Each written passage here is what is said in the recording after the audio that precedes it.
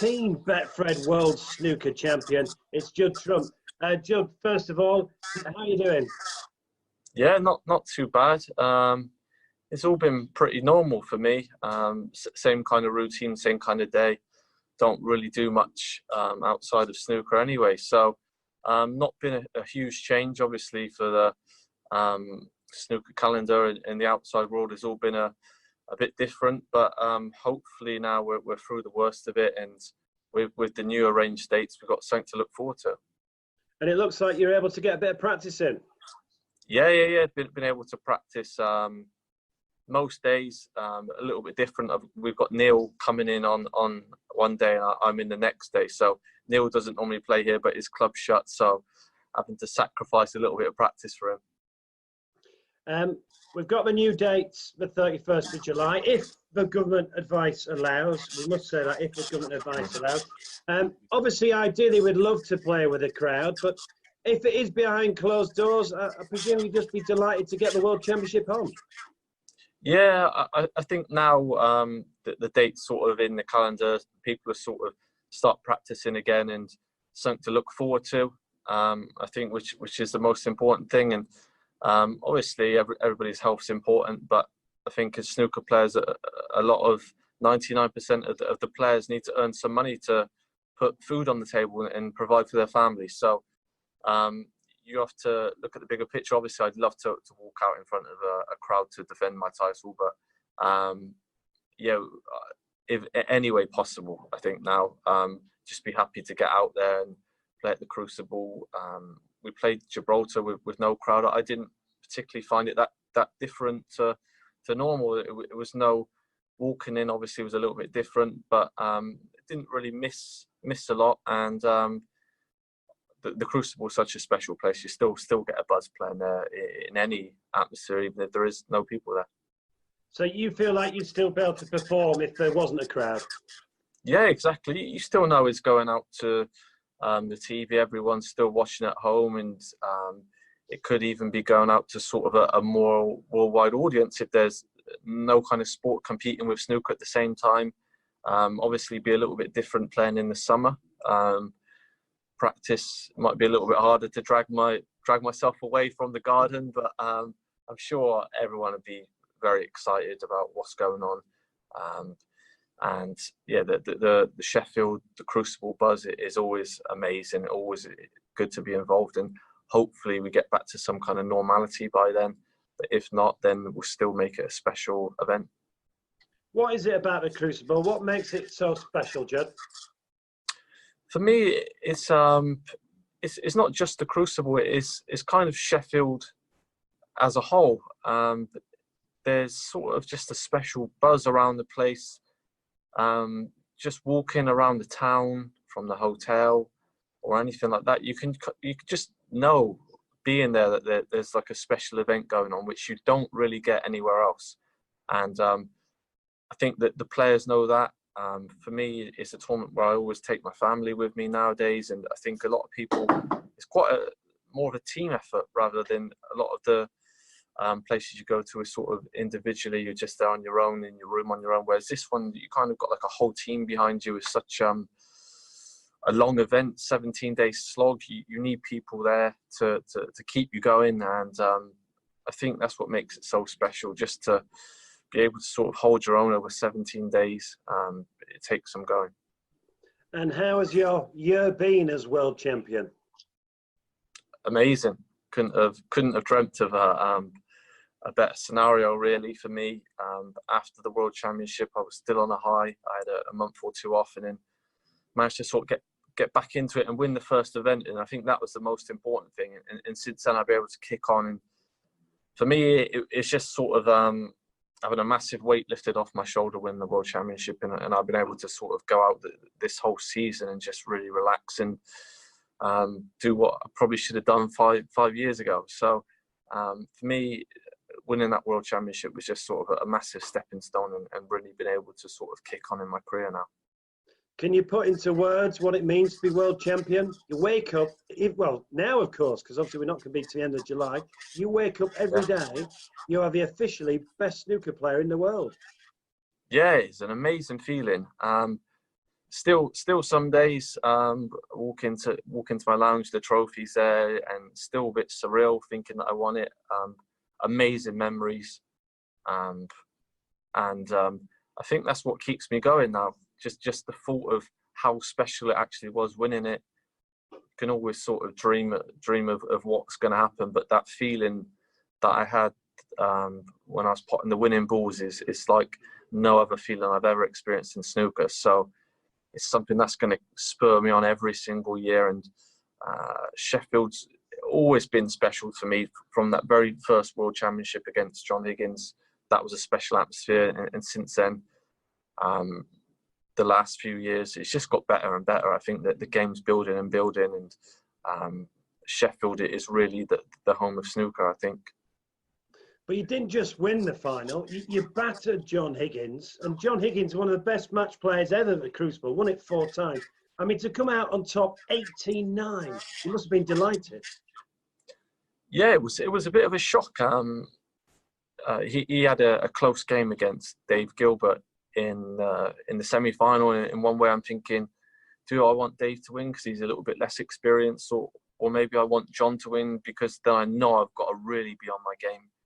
Give me a few hidings in the past, a couple of tough losses against him, and for me it probably worked out in the best way possible having John win. I knew from the very start I'd have to be at my best to even stand a chance, and I think it was the second session I really played sort of some of my best snooker I've ever played on big stage, and kind of put the match to bed really. And it was one where as a first championship win is probably as comfortable nowadays as you're ever going to win it. And it was one where I was able to enjoy myself. Normally when you're playing in that kind of atmosphere, you don't really remember a lot that's going on. You're trying so hard, but I was so in the zone that I could kind of take it all in. I had such a big lead that I was able just to sort of soak up the atmosphere. And that's probably another reason what made it so special. It was sort of, I was able to take everything in at the same time as knowing that whatever I'm going to do, I'm probably going to part, and is a feeling that probably not a lot of players have experienced in the World Championship final. Did you surprise yourself? I mean, you didn't just beat John, you played at an unbelievable standard in that final. I mean, some people are saying it's the greatest performance I've seen in a final. Yeah, not so much surprised myself. I always knew I got that kind of standard of snooker in me. I think the first round was quite slow to get out of the blocks. I nearly lost that one and struggled to start against Ding. But after that, I kind of just sort of stepped up the pace, and it probably worked out well in a way. I didn't start the tournament that well. I kind of found something halfway through the tournament, and it's so hard. I didn't really realise how long it was. When I was 21, it just sort of flew by. But last year, it was like day after day. You've really got to dig in, and to keep at that kind of standard of snooker is very mentally draining. And it's something that I'm always going to be sort of grateful for, being able to really sort of showcase my best snooker in front of the biggest stage possible. I mean, there was a couple of semi-final defeats. I mean, really close to Stuart Bingham in 2015, but 8 years between finals, Judd. Yeah, it was a long time coming, really. A lot of people asking questions if I'm ever going to win it, and things along those lines. And as the years roll on, it gets more and more difficult. You go back there every year hoping that it's going to be your year, and it's not happening. And yeah, so to get that out the way is a massive hurdle now. That question's gone, is whether it was a fluke. Can I win it again now? And for me, it's sort of a whole weight lifted off my shoulders. It was always my aim to be world champion, world number one. Fulfill both of them now. Hopefully now just keep the number one spot as long as possible, and try and play some of the snooker that got me to the top. Sort of the more flair shots, enjoy myself while I'm out there, and really get sort of a buzz back in snooker again. And I think snooker's in a good place, some good sponsors, good people running the game at the moment, is in a healthy place, and hopefully this could be the chance that snooker needs if there's no other sport on, that we can really build from this. I think people forget you're only 30. You've got plenty more world championships in you, haven't you? I don't.